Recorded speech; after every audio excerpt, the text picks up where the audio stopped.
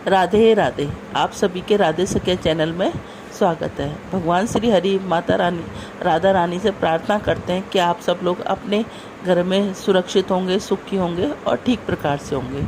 राधे राधे। जैसा कि बैसाख के महात्म की एक कड़ी चल रही है, तो उसमें 9वां महात्म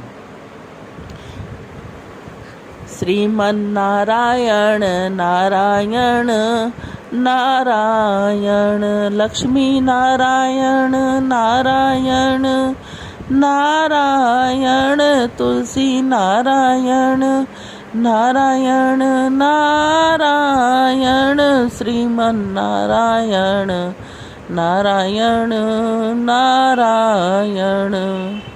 हे नाथ नारायण वासुदेवा, हे नाथ नारायण वासुदेवा।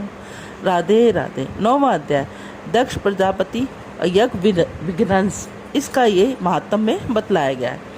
मिथिला नरेश के राजा श्रुति कीर्ति व ऋषि श्रुति देव के उत्सुकता पूर्वक प्रश्न पूर्वक किया कि आपने मुझे राजा हेमांग के छिपकली योनि की कथा सुनाई, परंतु मेरी जिज्ञासा अभी तक शांत नहीं हुई है। इवाकू के राजा हेमंत को 7 जन्म तक अदम जैसे कुत्ते आदि की योनि क्यों भोगनी पड़ी? श्रुतिदेव बोले, ऋषि राजन, तुम्हारा प्रश्न उचित है। वास्तुतः हेमांक राजा साधुओं की सेवा के विमुख था। वे दानवीर था, अत्यंत धार्मिक था, परंतु साधु व संतों की सेवा से किंचित मात्र चिंता नहीं करता था। वह अत्यंत घमंडी था। धर्म का पालन उसने जीवन पर्यंत किया। वैशाख माह में उसने जल व अन्न कभी दान नहीं किया। घमंडी चाहे देवता हो ही क्यों ना हो, उसको भी दक्ष प्रजापति के समान दारुण दुख भोगना पड़े। अपने गर्व के कारण वह आज भी बकरे के सिर लिए कष्ट व दुख भोग रहा है। ऋषि श्रुतिदेव ने दक्ष प्रजापति की कथा श्रुति कीर्ति को इस प्रकार सुनाई। दक्ष प्रजापति की पुत्री सती का विवाह महादेव जी से हुआ था। एक बार दक्ष प्रजापति ने एक विशाल यज्ञ का आयोजन किया। उस यज्ञ में महादेव जी को नियंत्रित करने के लिए स्वयं दक्ष प्रजापति कैलाश गए। उस समय कैलाशपति शंकर भगवान तपस्या में लीन थे, अतः उनको पता ही नहीं लगा कि दक्ष प्रजापति यहाँ पधारे हैं। दक्ष प्रजापति को लगा भगवान शंकर ने उनका अनादर किया है। दक्ष प्रजापति आग बबूला हो गए और वह क्रोध से बोले, यह शंकर महापाखंडी है, न घर न रहने का ठहरने का स्थान, कपाल की हड्डी तथा चर्म के वस्त्र धारण किए फिरता रहता है। मेरे आने पर घमंड के मारे आंखें बंद किए बैठा है और सृष्टि को दिखाता है कि वह अंतर्यामी है। मेरी फूल जैसी बेटी को दुरात्मा नारद और ब्रह्मा ने झूठ मूठ की प्रशंसा करके फंसा दिया। मैंने इसके साथ विवाह कर दिया। क्रोध में दक्ष प्रजापति शंकर तथा अपनी सती पुत्री को बिना निमंत्रण दिए वापस चले गए। यज्ञ आरंभ हुआ। शंकर भगवान यज्ञ में नहीं आए, इसके कारण ब्रह्मा विष्णु भी यज्ञ में शामिल नहीं हुए। अनेक देवता सिद्ध गर्दभ चरण यक्ष किन्नर राक्षस आदि सम्मिलित हुए। सती की इच्छा हुई कि पिता के विशाल यज्ञ को अवश्य देखो। महादेव जी के मना करने पर भी उसने यज्ञ में जाने की हट नहीं छोड़ी। जब सती चलने को तैयार हो गई तो नंदी ने रास्ता रोक दिया। सती समझ गई महादेव जी की आज्ञा स्वरूप नंदी अपनी पीठ पर बैठने के लिए कह रहा है।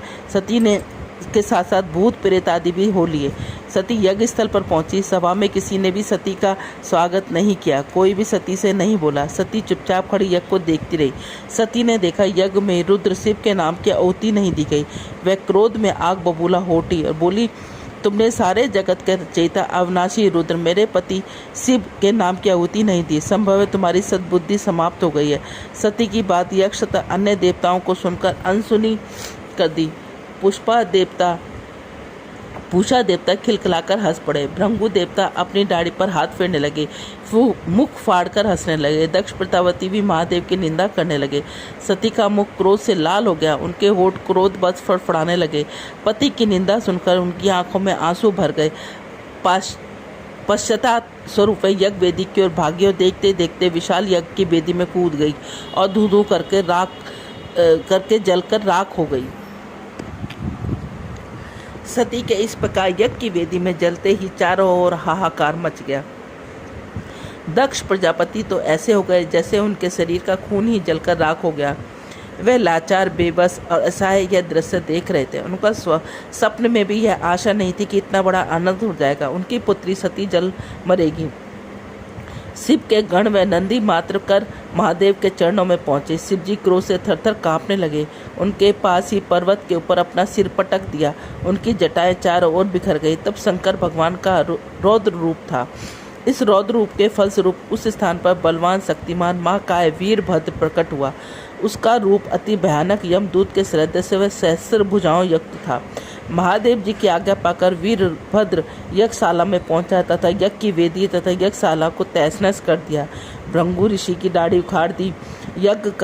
दक्ष का सिर कटने लगा, परंतु शुक्राचार्य अपने मंत्र बल से उसकी रक्षा कर रहे थे, वह नहीं कटा। तत्पश्चात रुद्र ने भयानक रूप से दक्ष का सिर काट फेंका। अनेक देवी देवता मारे गए। जो बचे वह भागे भागे ब्रह्मा जी के शरण में पहुंचे। वे त्राहिमाम कर रहे थे। ब्रह्मा जी स्वयं भगवान शंकर भगवान के पास गए, उनको शांत किया। तत्पश्चात यज्ञशाला में देवी देवता मारे गए, उनको जीवन दान दिया। दक्ष का सिर यज्ञ की वेदी में जलकर खाक हो गया। अतः पास खड़े कटे बकरे का सिर उनके सिर के स्थान पर लगा दिया। आज तक वही सिर दक्ष के सिर पर लगा है, दिख रहा है। दक्ष जीवन पाकर प्रसन्न हो गए। उनके उपासकों ने बम बम की आवाज़ लगाई। भृंगु जी की दाढ़ी उखाड़ दी गई। निकट पड़े एक बकरे की दाढ़ी भृंगु जी को लगा दी, जो आज तक ज्यों की त्यों है। पूषा के दांत टूट गए। ब्रह्मा जी ने कहा, तुम प्रायश्चित स्वरूप पीस पीस कर खाना। आज भी वह दंड भुगत रही है। अत्यंत उदासी के वातावरण में यज्ञ पूर्ण हुआ तथा सब देवी देवता अति उदास हृदय से अपने अपने स्थान पर वापस लौट आए। बोलो बैसाख महात्म की जय। श्रीमन नारायण नारायण नारायण, लक्ष्मी नारायण नारायण नारायण, श्रीमन नारायण नारायण नारायण। हे नाथ नारायण वासुदेवा, हे नाथ नारायण वासुदेवा। चलो रे भगतों भोले की नगरिया, चलो रे भक्तों शंकर की नगरिया, चलो रे भक्तों बाबा की नगरिया, चलो रे भक्तों भोले की नगरिया। भोले की जटाओं में गंगा की धारा, भोले की जटाओं में गंगा की धार। हम पाप धोएंगे भोले की नगरी, हम पाप धोएंगे शंकर की नगरिया। चलो रे भक्तों भोले की नगरिया। भोले के गोदी में प्यारा सा गणपति, भोले की गोदी में प्यारा सा गणपति, सब कष्ट हरेंगे भोले की नगर, सब कष्ट हरेंगे शंकर की नगरिया। चलो रे भक्तों भोले की नगरिया, चलो रे भक्तों भोले की नगरिया। भोले के संग में गौरा महारानी, भोले के संग में गौरा महारानी। हम चरण छुएंगे भोले की नगरिया, हम चरण छुएंगे हे भोले की नगरिया। चलो रे भक्तों भोले की नगरिया, चलो रे भक्तों भोले की नगर। भोले की नगरिया में सब देव आए, भोले की नगरिया में सब देव आए। हम दर्शन करेंगे भोले की नगर,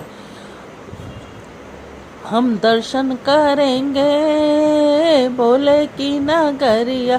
चलो रे भक्तों ओ भोले की नगरिया, चलो रे भक्तों भोले की नगरिया, चलो रे भक्तों भोले की नगरिया।